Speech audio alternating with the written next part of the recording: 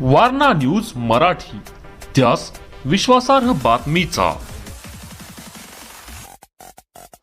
आंतरभारतीय शिक्षण मंडळ संचालित सदर बाजार येथील कोरगावकर हायस्कूलमध्ये पारंपरिक पद्धतीने गुरुवंदना करून गुरुपौर्णिमा साजरी झाली. यावेळी सावित्री सिद्धर विद्यालयाच्या विद्यार्थ्यांनी गुरु शिष्य परंपरेचे अनोखे दर्शन घडवले. सचिन तेंडुलकर, रमाकांत आचरेकर तसेच छत्रपती शिवाजी जिजामाता, आर्य चाणक्य, चंद्रगुप्त मौर्य आदी विविध विषयात येऊन बालचमुनी कार्यक्रमात वेगळीच रंगत आणली. कोरगावकर हायस्कूलच्या कार्यक्रमात ज्येष्ठ शिक्षक बाबासाहेब डोने यांनी मनोगत व्यक्त केले, तर सावित्री सिद्धर विद्यालयाच्या कार्यक्रमात कोरगावकर हायस्कूलचे मुख्याध्यापक संजय सौंदलगे यांनी मनोगत व्यक्त केले. यावेळी भित्तीपत्रकाचेही प्रकाशन करण्यात आले.